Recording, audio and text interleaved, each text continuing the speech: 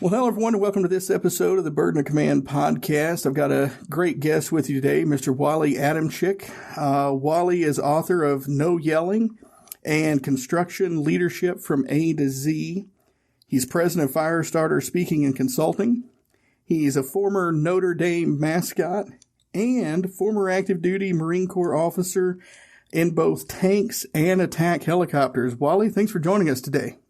Thank you very much. I appreciate the opportunity to be with your audience. No, and before we get started, I got to say, Semper Fi and hoorah. Hoorah, absolutely. Great organization to be from. There you go. All right, so first question I ask all my guests, the term burden of command, what does that mean to you?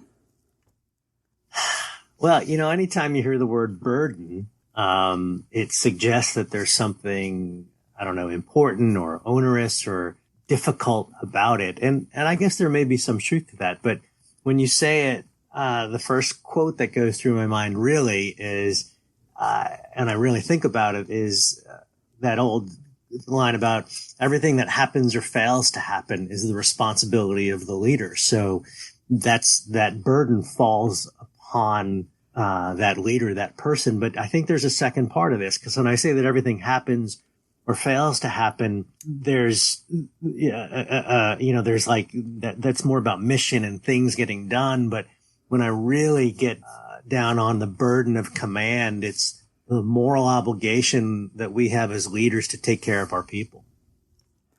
Well, absolutely. And I like that because, hearing you explain it like that, for me, it falls in line kind of with what you teach as your three laws of leadership. The first one being it's all about you, right? Yeah, it's impossible to lead somebody or something if you can't lead yourself. That rolls into some self-awareness things and all that. But nobody wakes up in the morning and says, I'm a leader. Even leaders don't wake up in the morning and say, I'm a leader. They wake up in the morning and say, I need to drink my coffee or my Diet Coke. I need to get this done. I need to get that done. I need to get this done. And all too often leadership is about what that other person is doing, what my boss is doing, and not what I'm doing. So it is all about you, that if you are in a position or a role or an opportunity to influence other people, then leadership is part of what you're doing. And people don't look at themselves that way all too often. Yeah, absolutely. I mean, that's what I like that when I heard those rules, because, you have certain people, and let's be honest, to lead other people, you have to have a certain level of ego. But a lot of people think that they can anoint themselves leader. And as you said, it just doesn't work that way, right? Well, no, I mean, you can call yourself whatever you want, but it is the followers who will ultimately anoint you. Anybody can give you positional power. That's the one where you say, because I said so. But influence power, which is where real power comes from, comes from who you are and how you are perceived and received. And ultimately, you're given that gift of followership by the team. Yeah. And I think, because your first two rules tie very well into kind of, the Marine Corps mission. You talk about it's all about you and it's all about them. Well, ours was mission accomplishment and troop welfare. And what all great Marine Corps officers, leaders knew was you didn't do one or the other. You had to do both. Yeah, you're right. I mean, the mission is accomplished by people. It's one of the conversations I sometimes ask when I'm doing executive coaching. What's going to get somebody to take the bullet for you? What's going to cause them to show up on Saturday morning at 6 a.m., to stay late on whatever night to get that report done, right? It's the metaphorical bullet, right? I mean, so what's going to create that loyalty to you? The short answer is it's your loyalty to them that, when troop welfare, like you said, looking out for the folks, because then they might look out for you. Yeah. Well, I mean, there's a favorite story and I like to share, history throughout my in-between, podcasts. And I'm sure I'll share some chesty puller stories at some time, but there's the kind of the infamous story for those who aren't familiar with chesty puller. He's kind of like the consummate Marine. He's got the chiseled jaw, the grizzled face, and, but there's a story of him, I think it was at Peleliu, where he catches a Marine sleeping, and he wakes him up, and his, this Marine was expecting to get chewed out, but he looks at him and says, "Son, what would have happened if your captain would have caught you? I would have had to punish you. Stay awake." And it was that, like, he knew what these guys were facing, and like, he knew that he could have smashed him right then, but he kind of had their back a little bit, and engendered some of that loyalty, and that's why a lot of Marines that served with Chesty loved him so much, right? Well, I was talking about the black and white of management and the gray of leadership, and that it's easy to make decisions in black and white, specs, tolerances, policies, procedures. But what you're talking about there on Peleliu is interpreting a standard or a specification and saying, something, in this specific situation, what's the right thing to do? And that gray area is very difficult for many people because it's uncomfortable and there's no specific answer. But that is one of the transitions that you need to go to when you go from management into leadership, of moving from black and white into gray. And in executive coaching, that's really one of the things that we often talk about. In fact, a buddy of mine did some research at the Army War College. He's a Marine, but about ambiguity, and that there is a correlation between the ability to operate with uncertainty and ultimate leader success. Well, I mean, yeah, thinking back on all of our, Marine Corps directives, just about every one of them in some way, shape, or form had something about this. This directive does not cover all cases, or in cases not covered by this directive, use best judgment. Yeah. And it built that in, right? Yeah. And I remember when I got out of the Marine Corps and I went to work for Arby's Restaurants initially, as a regional manager, and the CEO did some previous restaurant companies where they had great success hiring, prior military. So he was bringing it on into Arby's at the time. And, just as we were finishing our training, he brought another fellow who was an Army, West Point, guy, and myself.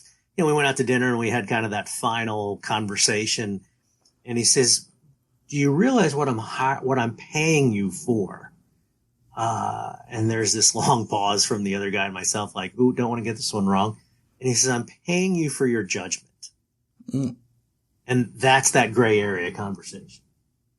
Yeah. Well, no, I like that. And it'd be really nice if more hiring officials kind of took that on, hiring you for your judgment, because, there's a lot of research that's been done by some of the big tech companies that shows that a lot of those traditional markers, GPA, where you got your degree from, all that, they have almost zero bearing on predicting long-term success of an employee. It's those intangibles, the judgment, the decision-making, the adaptability, and those soft, like leadership, interpersonal skills that have a higher impact.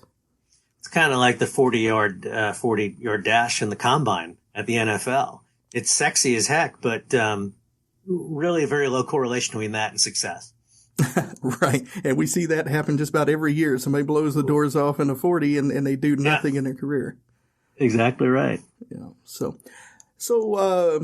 Firestarter, speaking in consulting, talk a little bit about what y'all do and what our listeners, if they're looking for somebody, what you can do for them. The broad answer is that my team, we speak and consult on leadership. What does that mean? And from the front line all the way to the boardroom. We've kind of niched a little bit into what I'll call non-residential construction. Basically anything that's not a house, the folks that are involved in building that, whether that's on the design side, through the engineering side, to the construction side, the maintenance side, and all suppliers that go into that. That's where the majority of our business is. But of course, we speak to leaders in all firms. I would say maybe 80% of the business is on that construction side. And, if you look at what I learned and what I experienced in the military, it's a good fit. There's a field, there's an office component, there's an expeditionary component when you're working on a beach or on a job site, and just a bunch of good folks who want to do work and understand that there's an opportunity to do great things every day when permitted to do so. So I'm going to ask this question kind of tongue in cheek, but our listeners may be wondering, what construction? I mean, how much more rigid and regimental can you get with very little gray areas we talked before? I mean, you've got a plan, you've got a materials list, you insert tab A into slot B and things happen. What room is there for leadership development in the construction world?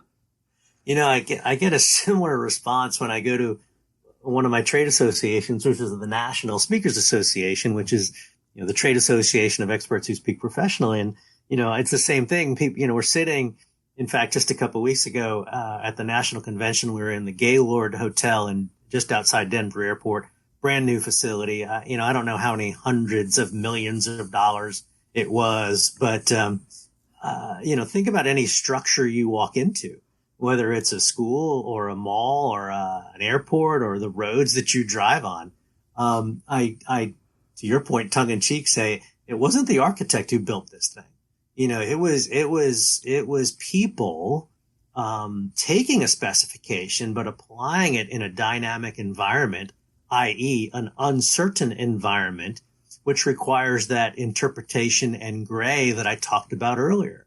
And it's with a variable labor force. We all know the challenges with the labor force these days. And finding enough high quality people. So yeah, it's about materialists. It's about plans. If you don't have those things, it doesn't matter who the people you have are on your team, you will not be successful. So those management disciplines that you just cited, again, planning, scheduling, all those things, people need those to be successful, and the greatest people can't be successful without them. But when I take great management and great leadership together, that's when we have superior results. And let's face it, I think that's what we're all here to do, is to, do the best we possibly can and maybe make some money along the way or make a positive impact if we're a nonprofit along the way.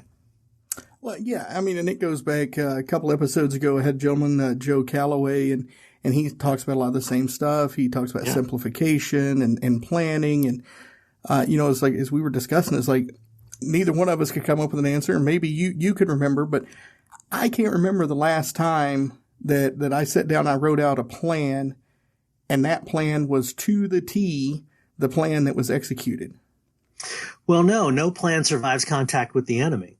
Whether it's a game plan on a football field or anything else, and the power is not in the plan, it's in the planning.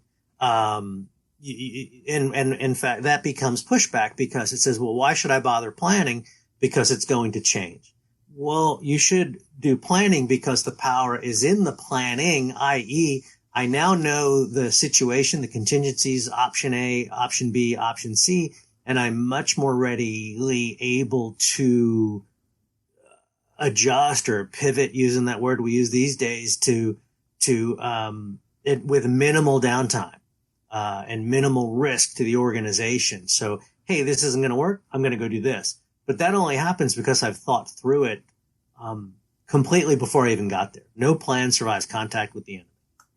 Well, yeah, and I would imagine in the construction world where you're on strict timetables and all that you want to have that plan, and as you said, those kind of contingencies already thought out, so you can make those adjustments. So I guess in a lot of ways, leadership abilities, better planning, better execution saves a ton of money if you do it right, right? Well, and that's true in any organization, that ultimately the word we look for here is efficiency. And if you want to flip that word around, you can call it lack of friction.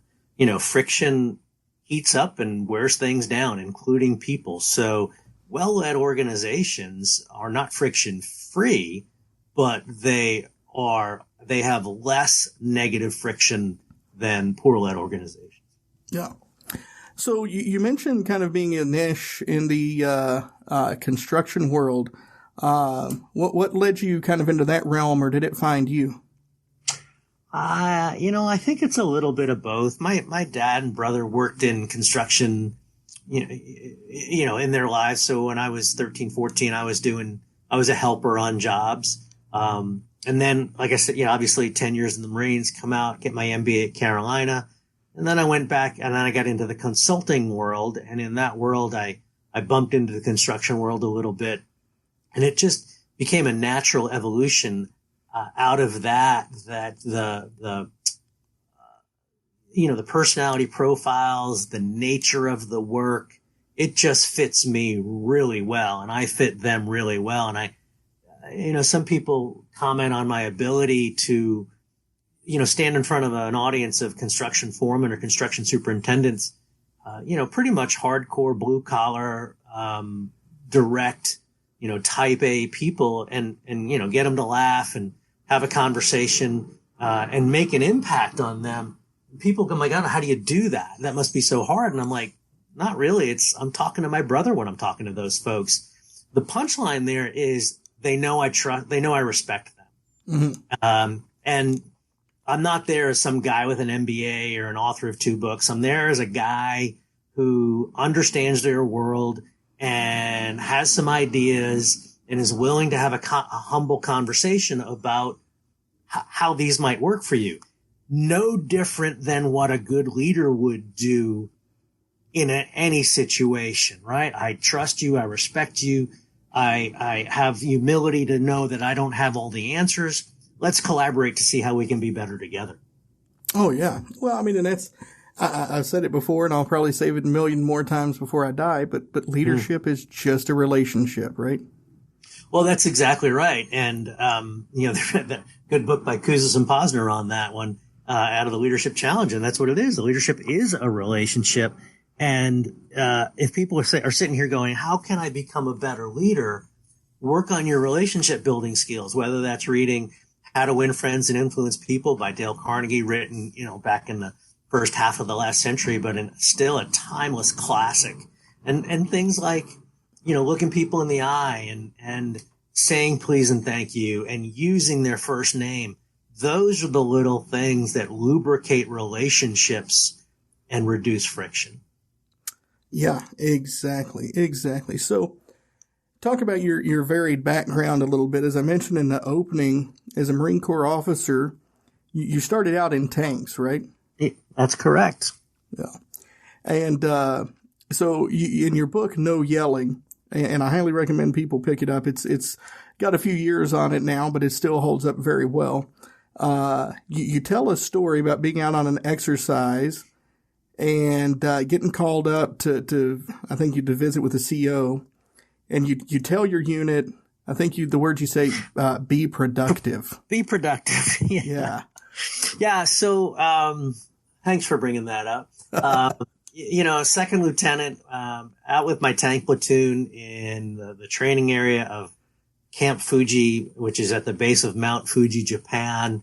It begins to snow. It was in December, and the smart thing would have been to go back to barracks, just cancel the entire thing. But no, we're going to be out there for a couple of days. So we moved from the offense to the defense, and I bring my Marines together, and I said, look, I don't know how long we're going to be here. Just do something productive. I mean, there's so many things that they could do in that situation. They could eat.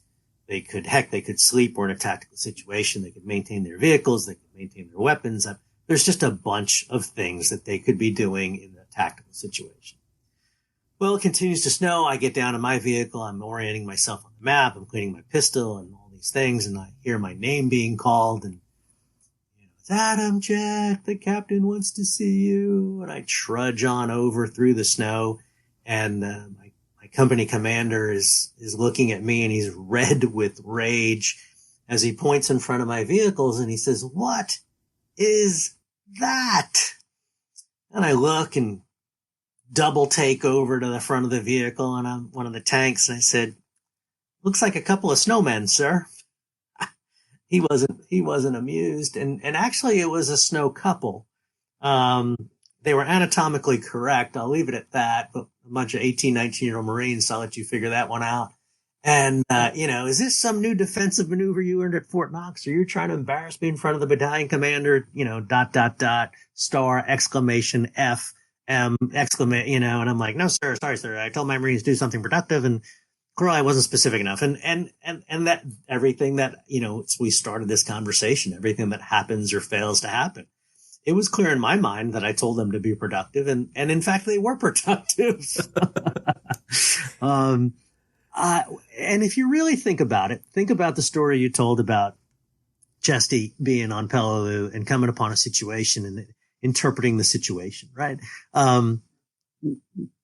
These kids had never seen snow, right? 18, 19 years old from the South.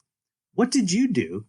What did my kids do when they were what does everyone do the first time they see snow, right? They try to pull it together and create some snowballs and create a little snowman and all those things. And they were just being human.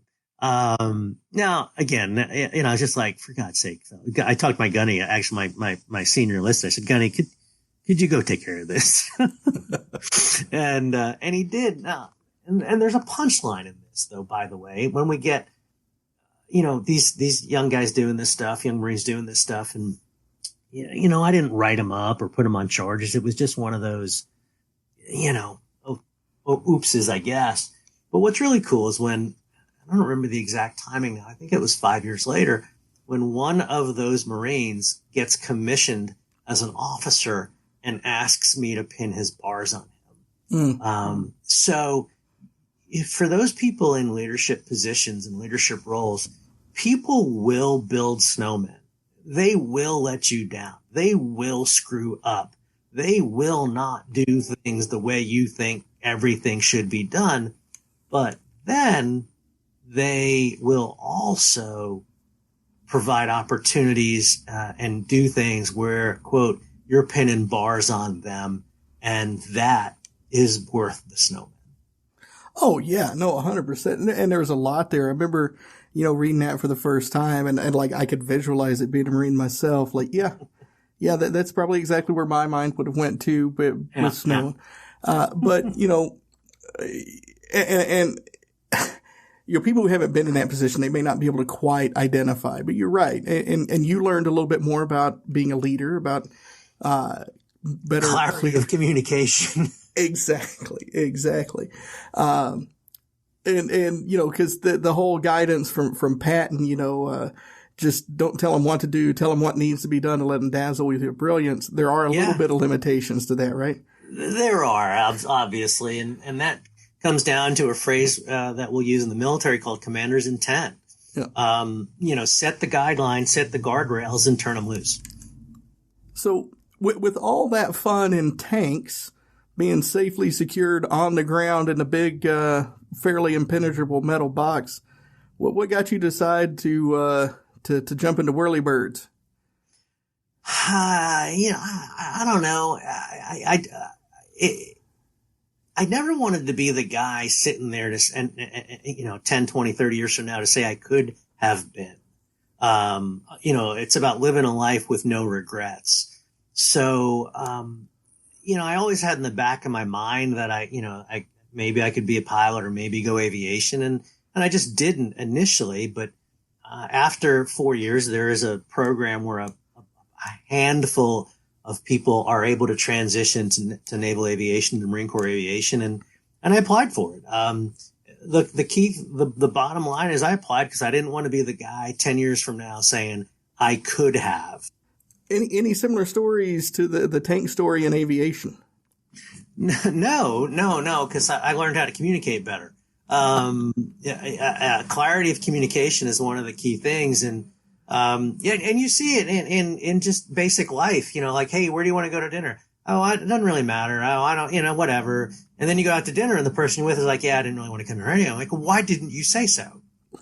Right. Well, I didn't want to be difficult. Well, now you're sitting there having a bad time, right? So clarity of communication as the sender and the receiver is one of the primary responsibilities of a leader.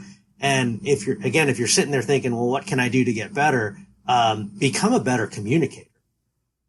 Well, yeah. Oh man. And so again, I didn't want this episode to be 100% military centric, but we're hitting on all cylinders here because, there's a reason why we have, kind of a callback command or a repeat command in the military to make sure what was said is what was heard, right? Well, yeah. And in artillery, but in artillery, silence is consent. Right. So rather than muck it up, if there's no correction on it, it's fire it. But you go through the drive-through and at Chick-fil-A or wherever, and some of them do the read back and some of them don't. I remember one of my first bosses using the phrase to the effect of, so let me make sure. So what you just said is, and they were doing what's called restatement and paraphrase. Mm-hmm. I'm thinking to myself, yeah, you moron. That's exactly what I said. Can't you listen?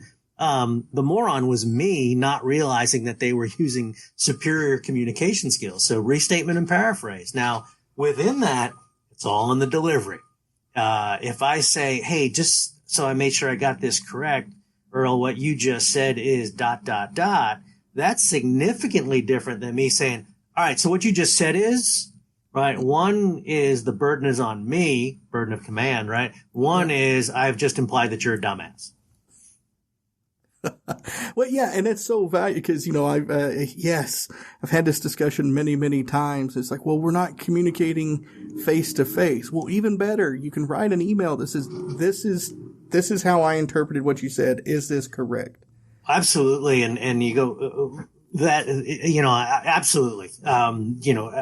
Because there's really three conversations, maybe four. There's the one you think we had. There's the one I think we had.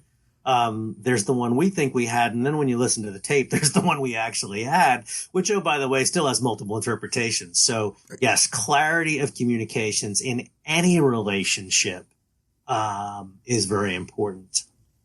And I think even in the face to face, I really do believe that people, especially in a space that we're in, speaking, right? I think people really do underestimate the power of your voice and the power of your body language and how much, even saying the same exact words, how much your voice and body language can change the message that's sent. Yeah. I mean, there's been a lot of research done on that, but it's absolutely true that, particularly if you know the person very well, that subtle eye roll, that subtle glance away, that are my arms crossed? Are they tight? Are they open? All of those things, your receiver in the, you're the sender, the receiver is processing at a subconscious level, not even in, the meaty thinking part of their brain. But remember that thing we call gut feeling, mm-hmm. and we don't know where it comes from? Well, it comes from the fact that you are picking up all those subtle cues, and you're going, I don't trust this guy, or, what's she saying there? Or, oh, that's coming from a real place. It's just one that we have a hard time articulating. So absolutely right. Yeah, that's one of the hooks. And I use it every once in a while. People that have heard us talk a little bit, they kind of caught on, but I'll come out and I'll be like, hi, my name's Earl Breon and I'm mm-hmm. happy to be here with you today. Mm-hmm. And then you could see the audience, their face is like, oh shit, this next hour and a half is going to suck. Yeah. So but then you switch it and you come across like your normal delivery and everybody's like, oh, thank God. Yeah, that's great. Good technique. So, all right. Well, we battled through some communications things here but I think we got a lot of great content out there. I'm going to put some links to your stuff in the show notes because I really want to promote you and what you're doing at Firestarter. I really do like the mission and think y'all are doing some great things. Before we wrap it up and I let you out of here, is there anything that you would like to share with the audience that we haven't covered yet? Well, this reminds me of a time I was on a television interview, actually, in support of my first book, which you cited, No Yelling, The 9 Secrets of Marine Corps Leadership You Must Know to Win in Business. And this happens in every interview almost, I think. You've seen it, you've had it done happen to you, and your audience has seen it. So, you're in this 30-second, 30-minute, 3-hour, however long the interview is. And at the end of the interview, and this is the true story, the interviewer says, okay, in the time remaining, summarize, and they ask this incredibly long-winded question. It's really more about them talking than about me talking. And so the first thing that goes through my mind at the end of their incredibly long, not that yours was long-winded, by the way, after that incredibly long-winded question was, oh my God, how much time do I have left? So, in the heat of the moment, I was like, all right, it comes down to this, trust and respect. So I talk about trust and respect, right? And then, and here's the final comment then, that we, and you always do, talk about these concepts, these principles, these tools, techniques of leadership. And what I say to folks is that these are universal principles. Mm-hmm. What I mean by that is works most of the time on most of the people. But there's always going to be someone who's goofy, someone who's not normal, somebody who has issues and, who doesn't play along. Right. So you do, your listener does. Well, I've done everything Earl has said for the last, however many podcasts. I did what Wally said, but this person isn't doing what they're not responding. Therefore this stuff is bullshit. This stuff doesn't work. And no, it didn't work on them. It works on most of the people most of the time. And the thing here is don't get discouraged. When you go do these things, communicate more effectively, show trust and respect, all the things we've talked about and you continue to talk about on this show. It just means keep at it, right? People will build snowmen, as we've talked about. Some people are going to create blizzards. You probably need to fire those people, right? But, this stuff works most of the time on most of the people. They're universal principles. Does not work all the time on everybody, but, and there are reams of research that show that it works. So, quote, trust and respect are probably the crucible core things, but also you're going to have some bad days and you're going to have some bad people. But that doesn't mean you shouldn't be doing this stuff, because it does work. Oh, I love that. I love that. It's like you were reading my mind. So the episode that's going to come out right before this one is going to be about a gentleman named Cliff Young. And I don't want to ruin it for the listeners, but if you've not heard of Cliff Young, give him a look. And it ties into everything you were just saying. Well, again, Wally, I appreciate you being with us. I appreciate you sharing and battling through these technical difficulties. I really do value everything you're saying. Like I said before, I'm going to have your links up. I want to really push what you all are doing and hopefully drum up some business for you. At least have people curious. Thank you for being with us today. Thank you, sir. I appreciate it and continue the mission. Will do. And for our listeners, if you have any questions for me or for Wally, like I said, I'll have his contact info up on how to find him on social media and whatnot. Yep. You can reach out to me at burden.command@gmail.com. That's burden.command@gmail.com. And again, keep those shields up and look forward to speaking with you again in the next episode.